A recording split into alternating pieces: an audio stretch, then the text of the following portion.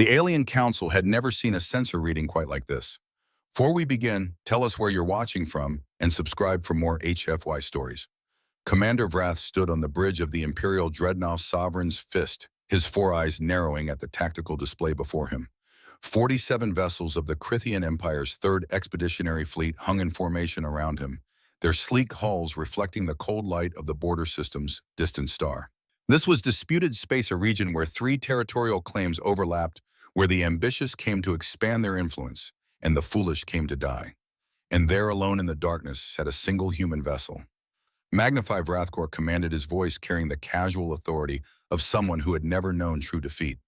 The view screen shimmered and the image resolved. The human ship was unremarkable, roughly cylindrical, perhaps 800 meters in length, with none of the ornate design philosophy that marked the vessels of civilized species. Its hull was a matte gray, absorbing light, rather than reflecting it, marked only by a series of angular plates and what appeared to be cooling vents along its flanks. No decorative sweeps, no proud heraldry, no visible weapons, imp placements that followed conventional design. It simply existed, dark, silent, alone. "Scan complete, Commander," announced Science Officer Thiel from her station, her mandibles clicking in what might have been amusement. Mass approximately 400,000 metric tons. No active power signatures beyond minimal life support. No shields detected, no weapons charged. "Oh, the vessel appears to be in a dormant state." A ripple of laughter spread through the bridge crew. "One ship," mused Tactical Officer Chendar, his scaled face twisting into what passed for a smile among his kind. "The humans send one ship to contested space and it's not even awake." Vrathkor felt the familiar warmth of confidence settle over him. Humanity, the newest species to achieve faster than light, traveled barely a century into the galactic community. They had been quiet, these humans. Polite at the few diplomatic functions they attended, they claimed a modest cluster of systems in a distant spiral arm and rarely ventured beyond their borders. When they did, it was usually in small research vessels or light explorers. Never warships until now. Specifications on human military capabilities asked, though he already knew the answer. He had reviewed the intelligence briefs. The Cranian Empire's information on human warfare was sparse. A few skirmishes with pirates, some defensive actions against raiders, nothing that suggested a significant military doctrine. "Limited data," Commander Thiel replied, calling up the relevant files. "Human vessels encountered thus far have shown conventional fusion drives, energy weapons comparable to civilian-grade mining lasers, and minimal defensive plating. This vessel..." She paused, her eyes flickering across her instruments. "This vessel's hull composition is reading as unusual. Unusual how the spectral analysis doesn't match any known alloy in our database. High-density, possibly composite layering," but she made a dismissive gesture. "Ultimately, Commander, it doesn't matter. One ship against 47. Even if their metallurgy is advanced, they cannot hope to." Commander interrupted Communications Officer. "We're receiving multiple channels from the homeworld. Fleet Command is monitoring our position. They're curious about human intentions in disputed space." Vrathkor's mandibles spread in satisfaction. Of course they were watching. This would be a moment for the records. The Crithian Empire had been expanding for 3 centuries, absorbing territory, intimidating lesser species, establishing dominance through superior numbers and proven military doctrine. This human vessel, dormant and alone, represented either breathtaking ignorance or suicidal arrogance. Either way, it would be educational. "Standard formation," Vrathkor ordered. "Battle Group Alpha forward, Beta and Gamma in supporting positions. We'll give them a chance to explain themselves before we escort them back to their territory." "Civilized protocol." "As you command," acknowledged Jendar, and the fleet began its stately advance. 47 warships moving in perfect synchronization, their engines burning bright against the void. Dreadnoughts, cruisers, destroyers, a force capable of reducing a planetary defense grid to rubble in under an hour. Their shields shimmered with power. Their weapons were charged and ready. Their crews were veteran, experienced, disciplined, and ahead of them, the human ship remained dark, dormant, waiting. Vrathkor studied the tactical display, watching the distance close. 500,000 kilometers. 400,000. His sensors swept the human vessel continuously now, all searching for any sign of activity, any indication that they had noticed an entire battle fleet approaching their position. "Nothing. They're not even scanning us," noted Theorix, a note of genuine confusion entering her voice. "Commander, this makes no tactical sense. They should be running active sensors, charging weapons, hailing us something. Instead, they sleep." Finished Jendar, and there was laughter again. But Rathor noticed something, then a small detail that prickled at the edges of his confidence. The human vessel's orientation. Most ships in a dormant state drifted subject to gravitational influences and momentum. But this ship maintained a precise attitude. Its bow pointed not toward the Crayon fleet, but towards something else, toward the primary gravity well of the system, toward the star, as if it were anchored, as if it were waiting. Range 200,000 kilometers, reported the navigation officer. Optimal hailing distance achieved. Open a channel, Rathor commanded. All frequencies. Let's see if humanity's lone sentinel is awake enough to explain itself. The communication system activated with a soft chime. Rathor straightened, composing his features into the expression of imperial authority that had served him well across a dozen campaigns. Attention, human vessel. He began, his voice carrying the weight of 3 centuries of Critian dominance. You have entered disputed territory claimed by the Christian Empire. You are surrounded by superior forces and have precisely one opportunity to explain your presence here. Power your systems and respond immediately, or you will be classified as hostile and dealt with accordingly. The transmission ended. Silence fell across the bridge, 47 pairs of eyes watching the dark human ship for any response. Seconds passed. Then finally something changed. A single light appeared on the human vessel's hull, small blue, pulsing with a steady rhythm that seemed almost leisurely.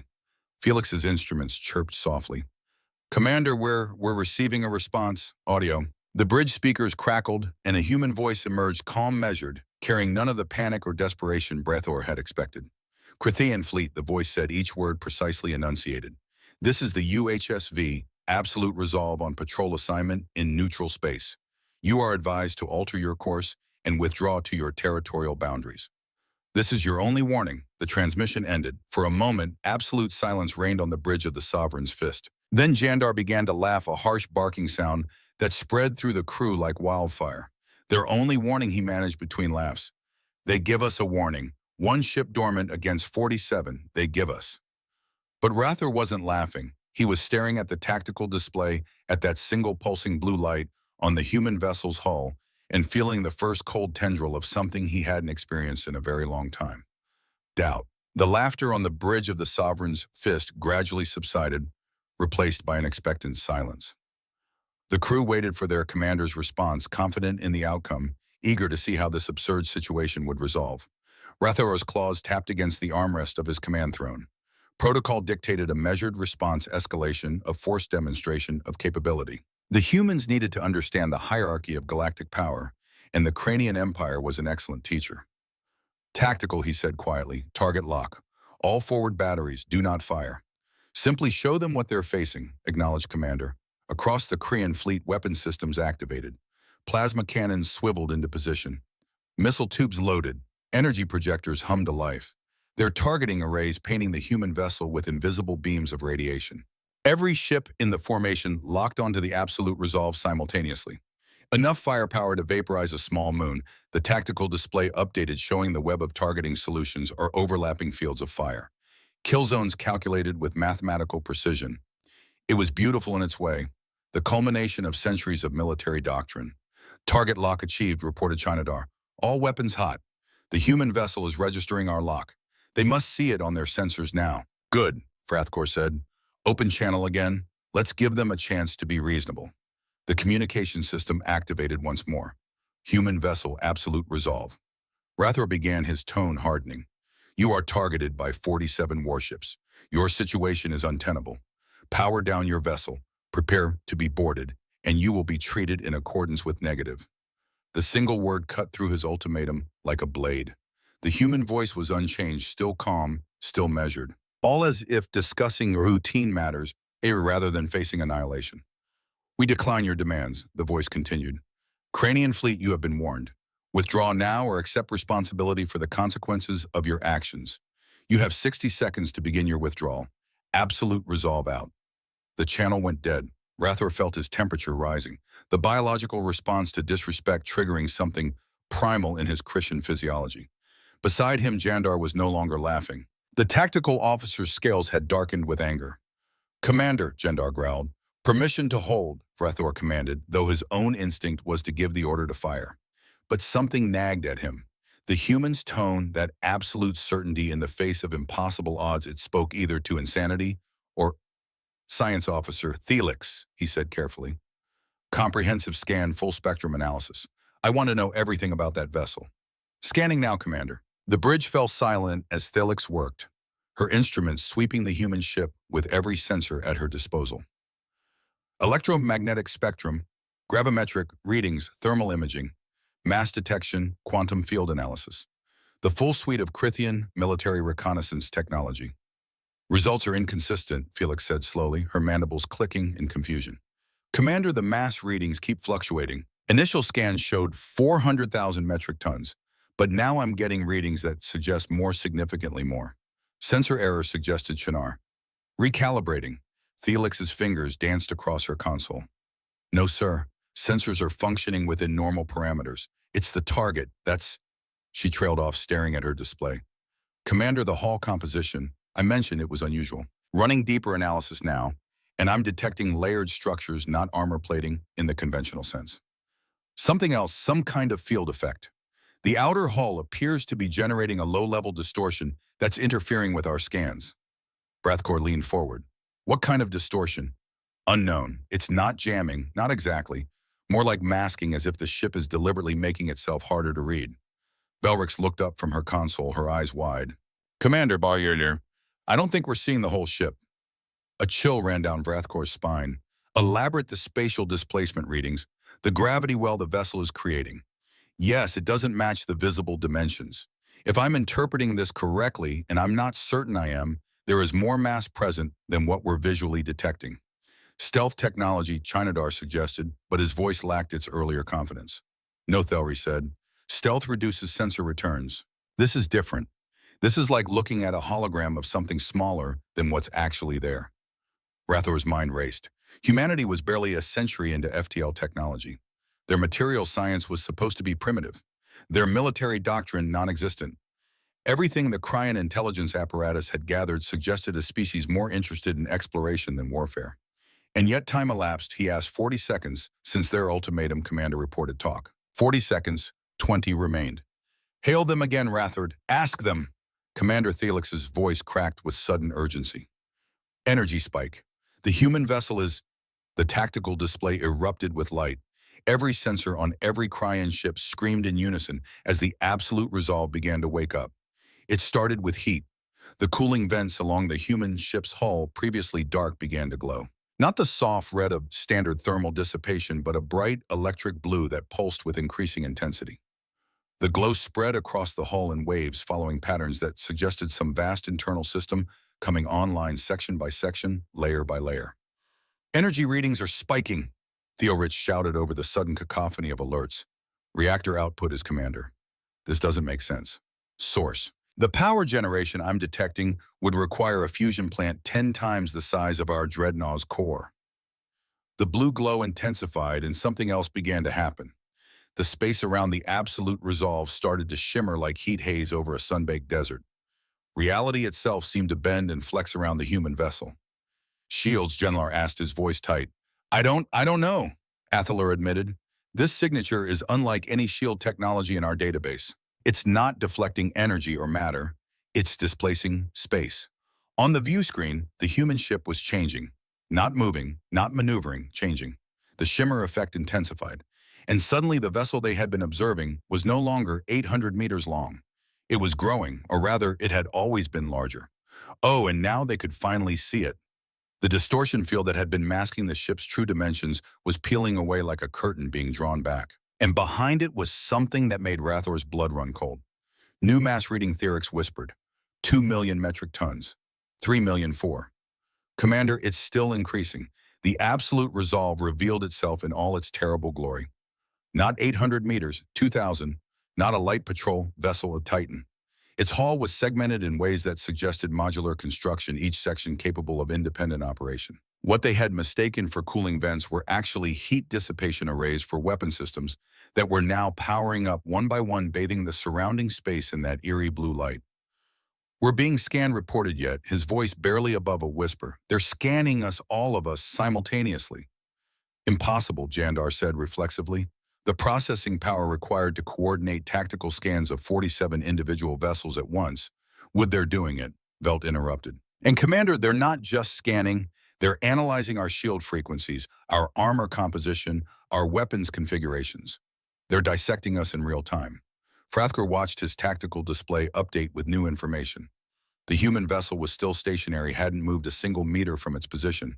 But now it dominated the display, its true scale dwarfing even his dreadnought. And all around it, that shimmer effect, that distortion in space itself, was stabilizing into something that read on sensors as shield strength analysis. He commanded his voice. Felix worked in silence for a moment. When she spoke, her words came slowly, carefully, as if she didn't quite believe them herself. Commander, if I'm reading this correctly, the human vessel's shields could withstand our entire fleet's combined firepower for approximately 43 minutes before showing any degradation. 43 minutes, Hrothgar repeated numbly. And that's assuming they don't regenerate. I'm detecting what appear to be redundant power systems, multiple reactor cores. Commander, this ship is designed to fight fleets, plural, not engage them, fight them alone. A new sound filled the bridge. A low resonant hum that came through the communication system without being requested. The human ship was broadcasting on all frequencies. A subsonic vibration that every Corinthian felt in their bones.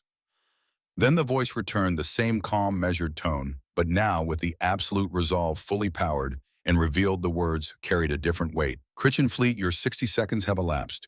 You have failed to withdraw. This is Captain Sarah Chen of the United Human Systems Navy. I am authorized to inform you that you are now in violation of the Territorial Respect Accord, which states that aggressive action against UHSAN vessels in neutral space constitutes an act of war. A pause. Hrothgar could hear his own heartbeat thundering in his ears. However, Captain Chen continued, humanity does not desire conflict. You have acted out of ignorance, not malice. You did not know what you were threatening. That ignorance ends now. He powered down your weapons. Withdraw to your territorial boundaries. And this incident will be recorded as a misunderstanding. Another pause, or the captain's voice dropped lower, colder. You may continue your current aggressive posture, and you will learn firsthand why humanity builds ships like the Absolute Resolve. The choice, Commander Hrothgar, is yours. She knew his name. The realization hit him like a physical blow. She knew his name, his rank, probably his service record. While he had been posturing, while his crew had been laughing, the humans had been collecting data, analyzing, preparing. Commander Jandar said quietly, orders. Hrothgar stared at the view screen, at the massive human warship that had materialized from what he thought was a dormant patrol boat, at the power readings that continued to climb, at the weapons systems that were now fully online, tracking his fleet with terrifying precision. Every instinct screamed at him to withdraw, to admit mistake, to live to fight another day. But 3 centuries of Critian dominance pushed back. 3 centuries of victories. 3 centuries of inferior species backing down when faced with imperial might. All ships, he heard himself say battle formation, Delta prepared to commander. No, Thera Rix interjected, her scientific detachment finally breaking. The power differential is, I am aware of the readings, science officer. Hrothgar cut her off. But we are Christian. We are the 3rd Expeditionary Fleet. We do not retreat from a single vessel, no matter how impressive its sensor profile. He straightened in his command throne. If the humans want to play at warfare, and then we will teach them what 47 warships can do even against that. Jandar hesitated for only a moment before nodding. Fleet is acknowledging, Commander, moving to attack formation. On the view screen, the Absolute Resolve waited, silent, patient, terrible.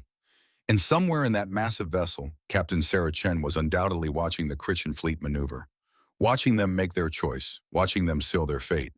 The blue glow intensified once more.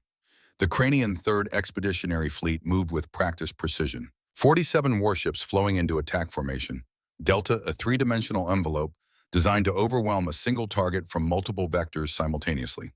It was a formation that had broken planetary defenses, shattered pirate armadas, and enforced imperial will across a dozen systems. Hrothgar watched the tactical display with grim satisfaction as his fleet executed the maneuver flawlessly. Whatever the humans had done with their technological parlor tricks, whatever sensor spoofing and power generation they had achieved, they were still one ship facing a coordinated assault from a battle-tested military force. All vessels report ready, Commander Chandar announced. Firing solutions locked, awaiting your command. Energy signatures are still climbing. Felix reported, her voice strained. Commander, I must formally recommend, noted. Hrothgar interrupted. He took a deep breath, his claws gripping the armrests of his throne. All ships fire at will. The void erupted with light. 47 warships unleashed their fury simultaneously. Plasma bolts streaked across the darkness in brilliant streams of superheated matter. Missiles launched in swarms, their engines burning white-hot. Energy beams lanced out from heavy projectors, capable of carving through reinforced armor plating like it was atmospheric vapor. Kinetic rounds accelerated to relativistic velocities, each one carrying enough force to crater a continent. It was beautiful and terrible, a display of coordinated firepower that represented the culmination of Cathian military science. Every weapon struck the absolute resolve simultaneously and vanished. The shimmer effect around the human vessel flared brilliant blue, and the incoming fire simply ceased to exist. Not deflected, not absorbed, not dissipated. The energy and matter of the Cranian assault met that shifting barrier of distorted space and was translated into something else entirely. A cascade of exotic particles that scattered harmlessly into the void, visible only as a brief, beautiful aurora that rippled across the shield envelope. Direct hits confirmed, Chandar reported reflexively, then paused. Shield integrity of target unchanged. No, wait, shields are actually regenerating faster than Commander. They didn't even feel that. Brathcore stared at the tactical display, his mind refusing to process what he was seeing. The combined alpha strike of 47 warships, the kind of concentrated firepower that could reduce a city to glass, had accomplished nothing less than nothing. Sustained fire, he barked all batteries. Yeah, don't give their shields time to. The human ship moved. It was the first time it had changed position since their arrival, and the movement was so sudden, so impossibly fast, that Vrathor's brain needed a full second to comprehend what had happened. The absolute resolve had been stationary facing the system star. Now it was rotated 90 degrees, its broadside facing the Cranian fleet, and the movement had produced no visible thrust, no engine flare, no indication of how a 2-million-ton warship had just pivoted in space, as if gravity itself had no meaning. Gravimetric spike, Theorich shouted. They're manipulating local space-time. They're not using conventional thrusters there. The human ship's broadside lit up, not with weapons fire, with weapons ports opening, hundreds of them, thousands of them. The entire length of the vessel's flank was suddenly a honeycomb of apertures, each one radiating that same electric blue glow, each one containing something that made Vrathor's sensors scream in electronic agony. Massive energy buildup. Felix was practically screaming. Now power readings are off scale. Whatever they're about to. The absolute resolve spoke. A single weapon fired. Just one. A beam of coherent energy so intense that it appeared as a line of absolute white in the darkness. A lance of light that seemed to tear a hole through reality itself. It struck the Crathian cruiser Dominant Edge amidships. The cruiser shields rated to withstand sustained bombardment from multiple capital ships didn't just fail. They ceased to exist. The beam punched through the shield envelope, through the reinforced armor plating, through the internal structure of the ship, and out the other side in a fraction of a second. For a moment, the Dominant Edge held together, its running lights still glowing, its engine still burning.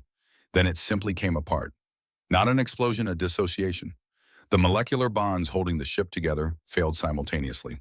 And 800 meters of Krydian military engineering transformed into an expanding cloud of component atoms, glowing white-hot as they dispersed into the void. The cruiser had been there. Now it was gone.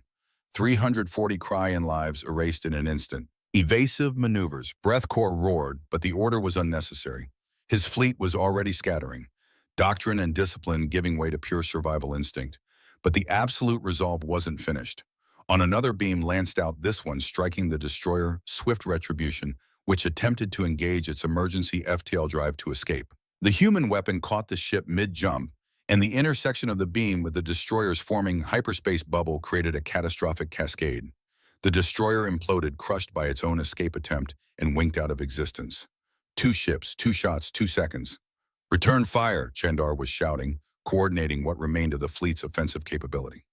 Plasma bolts and missiles continued to stream toward the human vessel, a desperate barrage that lit up the darkness. All of it vanished into that shimmering shield, converted to harmless light. The absolute resolve rotated again. That same impossible movement, and another section of its hull opened up this time. But what emerged wasn't an energy weapon. Kinetic launch detected.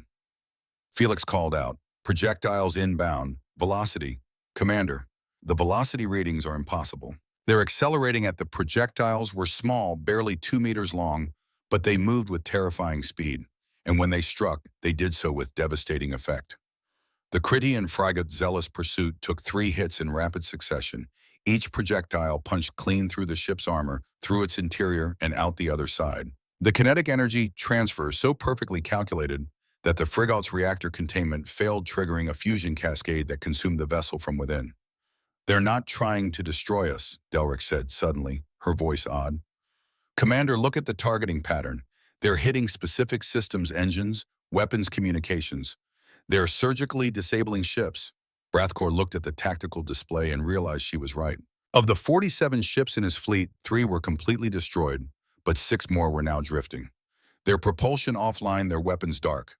The human vessel was choosing which ships to eliminate and which to merely they were being toyed with. "Full fleet withdrawal," Rathor commanded. "All pretense of pride abandoned. Emergency FTL. All ships jump to." "Commander, we're being hailed."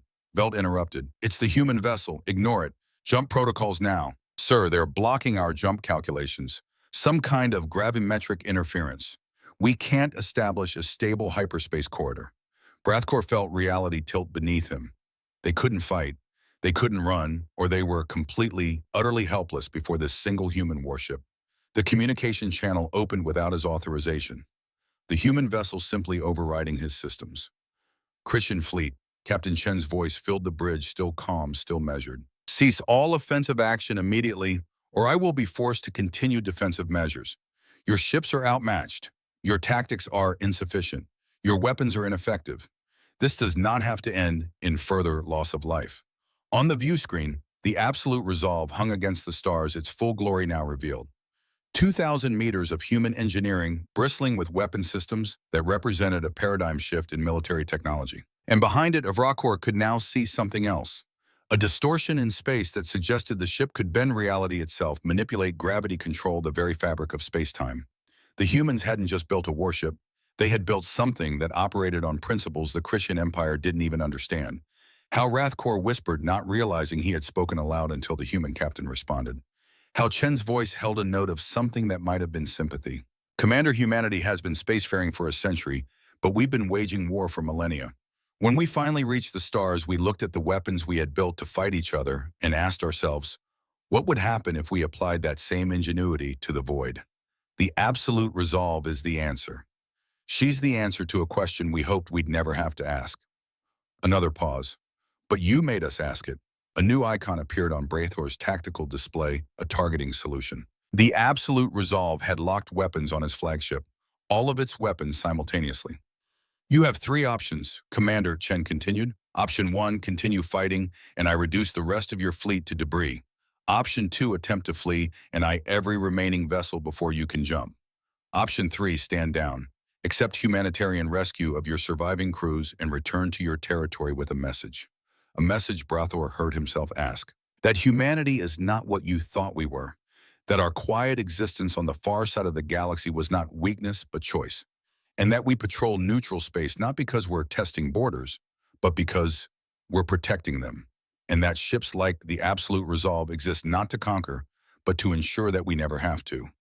The blue glow of the human vessel pulsed, synchronized with Vrathkor's racing heartbeat. "You came here believing you faced a lone, unprepared patrol ship," Chen said softly.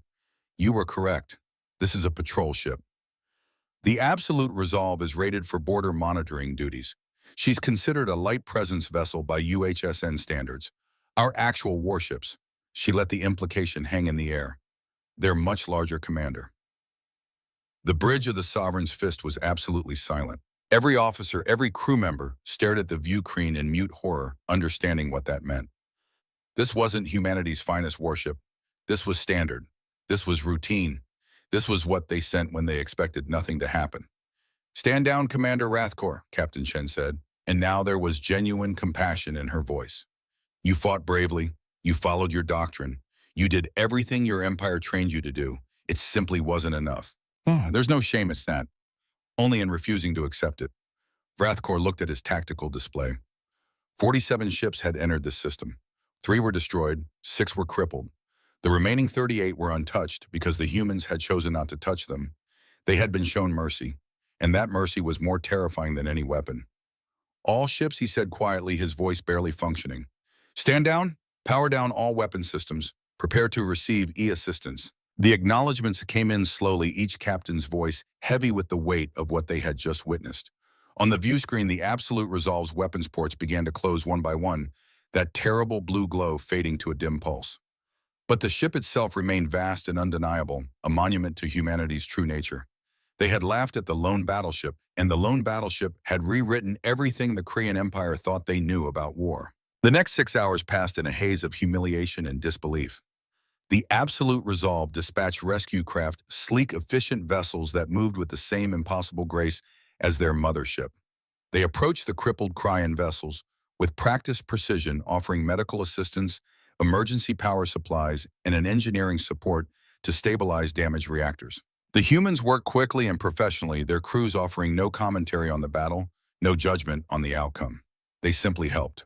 Rather watch from the bridge of the Sovereign's Fist as human engineers in white pressure suits moved through the wreckage of the Valiant's Pride, extracting survivors, providing emergency medical care, treating Cranian wounded with the same efficiency they might apply to their own people. It was somehow worse than if they had gloated. "Casualty report," he said quietly to Velok. The communications officer looked at his console, his mandibles trembling. 3 ships lost, total crew complement, 912. No survivors from the dominant edge, swift retribution or zealous pursuit. 6 ships severely damaged but stabilized by human assistance. 14 wounded requiring immediate medical attention. The humans are requesting permission to transfer them to the Absolute Resolve's medical bay for treatment. 912 dead in a battle that had lasted less than 3 minutes. "Granted," Brathor said, "and thank them. Commander Fleet Command is requesting immediate contact," Falerix announced. "Priority Alpha Channel, multiple flag officers standing by." Breath straightened in his command throne, composing himself as best he could.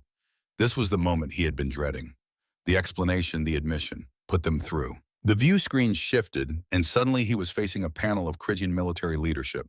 Grand Admiral Keith occupied the central position, at his 4 eyes blazing with barely contained fury. Around him, other high-ranking officers watched with expressions ranging from shock to disbelief. Commander of Wrath Corps, the Grand Admiral's voice was cold enough to freeze hydrogen. "We have been monitoring your encounter." Explain. What could he say? That they had been humiliated. That a single human vessel had dismantled the 3rd Expeditionary Fleet like a training exercise, that everything the Empire believed about humanity was catastrophically, dangerously wrong. Grand Admiral Wrathcore began choosing his words carefully. The intelligence briefings on human military capability were incomplete. "The vessel we encountered, the Absolute Resolve, represents a level of technological sophistication that surpasses our current understanding. Their weapons, their shields, or their propulsion systems, they operate on principles we cannot currently counter." "One ship," the Grand Admiral said slowly. "One ship defeated 47 of our best vessels. One ship disabled or destroyed 9 of our vessels in under 3 minutes, sir," and then showed restraint. Brathor gestured to the tactical display behind him, where the Absolute Resolve still hung in space, now surrounded by its rescue craft. "They could have destroyed us all. They chose not to." The captain, Captain Chen, made it clear this was an educational encounter. The Grand Admiral's expression darkened further. "Educational, sir. With respect, we need to immediately reassess our intelligence on humanity. This vessel is classified by their Navy as a patrol ship, light presence. The implications of what that means for their actual military capability." Wrathcore trailed off, letting the officers draw their own conclusions. Silence fell across the channel. He watched as the enormity of it settled over the assembled leadership. If a patrol ship could do this, what could a dedicated warship accomplish? What could a fleet? "I want complete sensor logs," the Grand Admiral finally said. "Every reading, every scan, every scrap of data you collected. And Commander, you will submit to a full tactical review upon your return." "Understood, sir. One more thing." The Grand Admiral leaned forward. "The human captain. She sent us a message directly on a secure channel that should have been impossible for her to access." He paused. "She invited us to diplomatic talks, to establish formal protocols for encounters in disputed space. She assured us that humanity has no territorial ambitions in Christian space and wishes only to maintain peaceful coexistence." Brathor felt something twist in his chest after what they had just demonstrated. The humans were offering diplomacy peace. They were showing the Empire a way to save face. "The Empire will, of course, accept," the Grand Admiral continued. "We would be fools not to. But Wrathcore, we will remember this day, the day the Cranian Empire learned it was no longer the dominant military power in this region of space." The channel closed. Wrathcore sat in silence, processing everything. Around him, His bridge crew worked quietly, their earlier confidence shattered, replaced by a new understanding of their place in the galaxy. Commander Thalik said softly, I've been analyzing the sensor data from the battle cross-referencing with our intelligence databases, and the humans have been spacefaring for a century. In that time, they've had minimal contact with other species. They've maintained a low profile. They've stayed in their home systems. She looked up at him, her eyes wide. But Commander, they've had faster-than-light capability for 100 years. Do you understand what that means, Rathkor did? A century of development without external interference, a century to refine their technology, to build their military, to prepare for the moment when they would inevitably encounter the wider galaxy. The Carithian Empire had assumed humanity's quiet existence meant weakness. It had actually meant preparation. There's more, Felix continued. I detected quantum entanglement signatures during the battle. The absolute resolve was in constant, instantaneous communication with something, multiple somethings. Commander, I think there are other human vessels out there watching, waiting. The implications made Vrathor's blood run cold. This hadn't been an isolated encounter. Humanity had been watching the Carithian Empire perhaps for years. Perhaps since their first FTL flight, they had assessed the threat, prepared their response, and when the moment came, they had delivered a lesson so perfectly calibrated that it would reshape galactic politics without firing more shots than necessary. Incoming transmission. Felt Talk announced, it's Captain Chan again. On screen. The human appeared on the view screen. The first time Rathkor had actually seen her. She was smaller than he expected, almost fragile-looking by Korean standards. Dark hair pulled back in a functional style. Eyes that held both intelligence and something else. Weariness, perhaps, or sadness. Commander Rathkor, she said with a slight nod. Your wounded are being stabilized. We'll have them ready for transfer back to your fleet within the hour. I wanted to personally ensure you understand that we hold no animosity toward you or your crew. You acted according to your training and your duty. This outcome was unfortunate, but perhaps necessary. Necessary, breath managed, for understanding, Chen replied. Commander, humanity has watched the galactic community for a century. We've seen empires rise and fall. We've seen species consume each other in endless wars of expansion. So we've seen the strong dominate the weak simply because they can. She paused. We didn't want to be part of that cycle. We wanted to show there was another way. By building ships like the Absolute Resolve. By building ships that would never need to fire in anger. Chen corrected gently. Commander, in the 100 years since we achieved FTL, do you know how many offensive military actions humanity has taken against other species? Vrathkor realized he didn't. 0. Chen said, we've defended ourselves against pirates. We've escorted research vessels. We've patrolled neutral space, but we have never initiated hostilities. We've never sought conquest. We built the power to win any war, so we would never have to fight one. She gestured to something off-screen, and the view shifted to show the rescue operations continuing around the disabled Carithian vessels. Your crews are brave, Commander. They fought well, but now they'll go home, and they'll tell their families and their friends what they saw here. And that story will spread, and other species will hear it. And perhaps, just perhaps, they'll think twice before assuming humanity is weak, before testing our borders, before forcing us to demonstrate what we're truly capable of. The view shifted back to Chen's face. We don't want war, Commander Rathor. We want peace, but we'll have it on our terms. We'll have it because the galaxy understands that humanity is not prey. We're not a target, we're not weak. Her expression softened slightly. We're just people who want to explore the stars without constantly looking over our shoulders. Is that so much to ask? Vrathkor found himself shaking his head. No, Captain, it is not. Then we understand each other. Chen smiled a small, tired expression. Safe travels, Commander. I hope our next meeting is under better circumstances. The channel closed. Vrathkor sat in silence for a long moment, then activated the fleet-wide channel. All ships, this is Commander Vrathkor. Prepare for departure. We're going home. As his fleet began its slow limping withdrawal from the system, Rathor took one last look at the Absolute Resolve.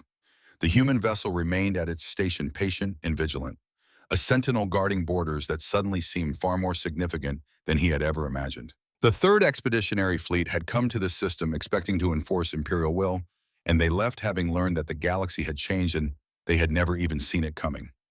3 weeks later, the story had spread across the entire Carithian Empire. Commander Vrathor sat in the military tribunal chamber, having given his testimony for the third and final time. The sensor logs had been analyzed by the Empire's best scientists. The tactical data had been reviewed by every strategic council. The survivor accounts had been verified and cross-referenced. Every piece of evidence pointed to the same impossible conclusion. Humanity was not what they had seemed. The tribunal cleared him of wrongdoing. There was no dishonor in losing to a superior force, they said. No shame in facing an enemy that rewrote the rules of engagement. He was officially commended for his restraint in preventing further casualties and for accepting the human offer of aid for bringing his people home. But Rather saw the truth in their eyes. The Christian Empire had been humbled, and someone needed to carry that weight. He would forever be the commander who lost to a single human ship. He could live with that. His crew had survived. That was what mattered. As he left the tribunal chamber, Theorix was waiting in the corridor, a datapad in her hands. "Commander," she said quietly, "I thought you should see this.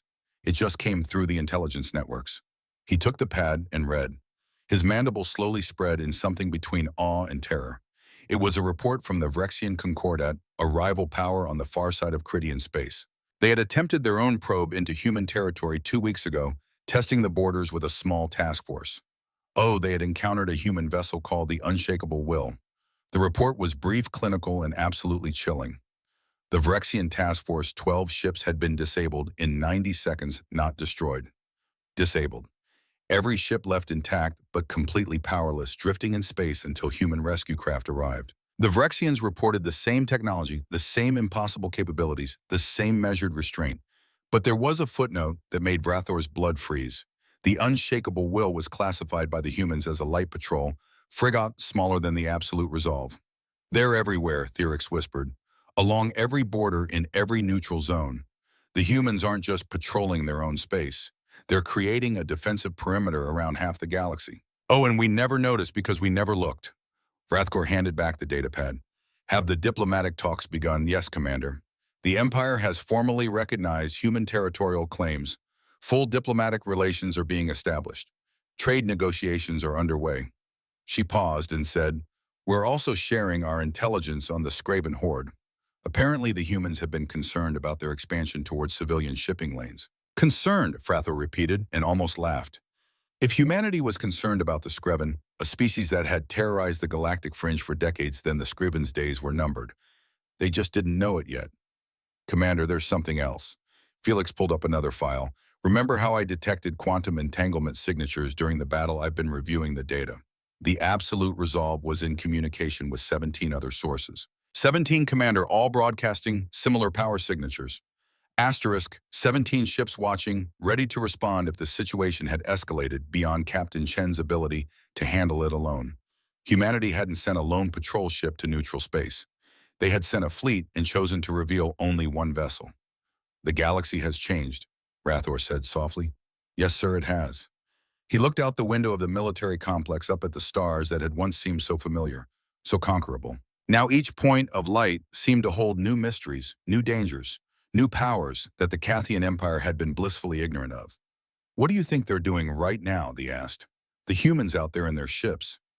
Rathkor thought of Captain Sarah Chen sitting in her command chair aboard the Absolute Resolve, calmly watching sensor displays while her crew performed routine maintenance on systems that could reshape spacetime. He thought of 17 other ships, maybe more silently patrolling the void.